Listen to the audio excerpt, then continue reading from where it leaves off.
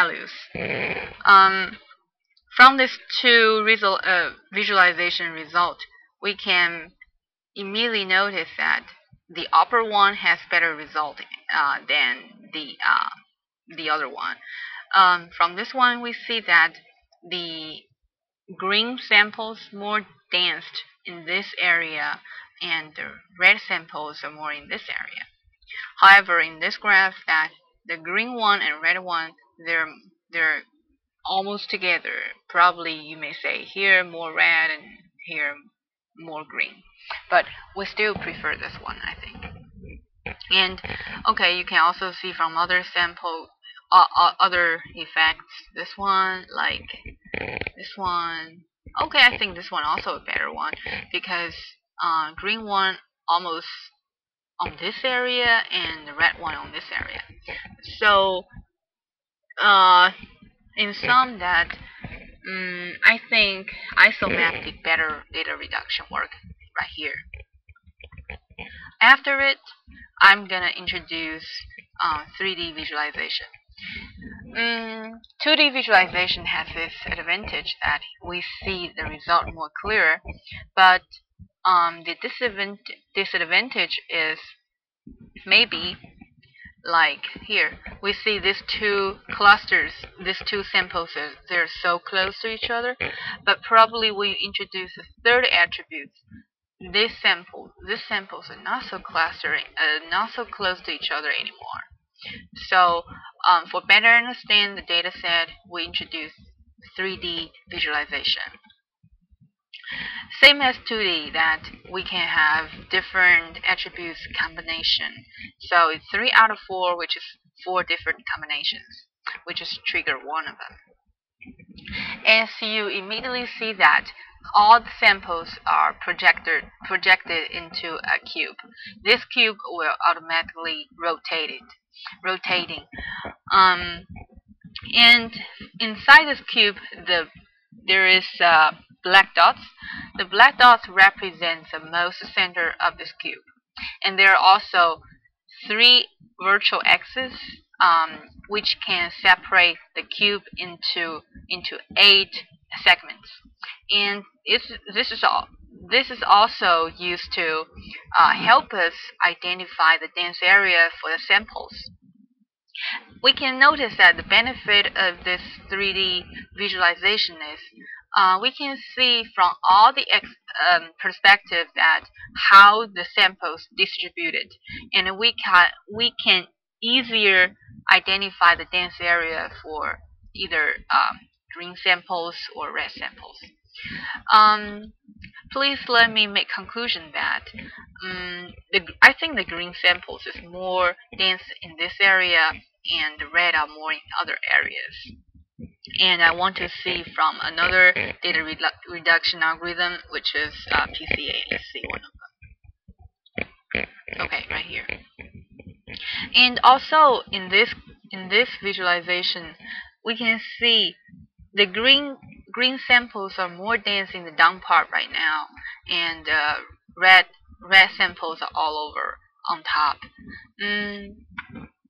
So we think the 3D visualization help us more for look to the pattern or distribution of samples. You may say, okay, I don't want it automatically rotate, and I want to drag it by my own. You can do it, no problem.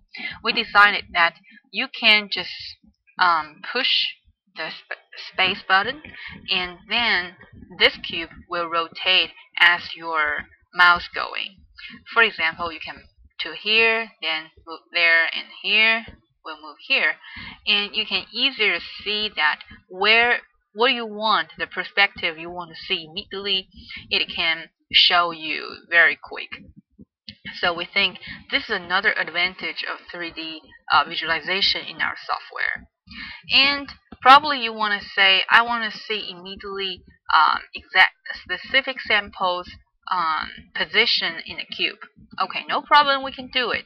As you see that here is a reduction information for under both, like Isomap and PCA. You just click it, and the corresponding to visualization window you chose. We choose it. Okay, here's the reduced data. Let's map each into the sample inside the cube. First one, where's it? Okay, probably. Okay, you see, it's inside because it was hidden. It was hidden behind other samples. Choose another one. 8. I think this time again. Okay, it's over there. And 17. Oh, this time is quicker. Immediately in front of us. Okay, something like that.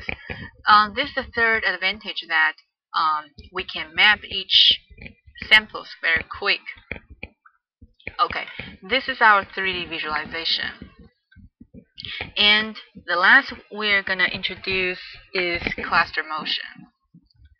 For cluster motion, this is a clustering method based on k-means. Because for our sample size, there are 62 samples in total, so that we just predefine that cluster between 2 to 10. Okay, let's choose one of the numbers we want to do clustering. Let's choose 5. Do it.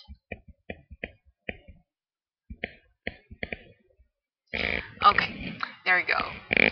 And from the screen, what you see right now is we cluster data basing on their original attributes. That is 2,000 attributes. We made a clustering into 6 clusters.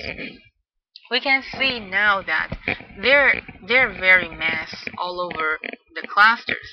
We want to make clustering, and after it goes, every cluster could be more pure. So we do it. We click after. Okay, right now we do see that the green samples go more to the first cluster and the fourth cluster, and the red samples are more concentrated in these 4 clusters. So we may think this is a better cluster than before we did simple clusterings. And you may also want to compare the difference before and after. So you can go back to before and click play. Then you can see their movement between the clusters. And if you look to those samples carefully, you will see the number in each sample. Number indicates the sample ID corresponding to their raw data set. Okay, we do it again, like this. Play. Okay, we may also want to see from another data reduction. Also 5 clustering. Okay, like this. We play. Okay, you will see the movement, and we see that this one doesn't work so good as the last one in PCA. So we may think that PCA works better in cluster motion basing on k-means.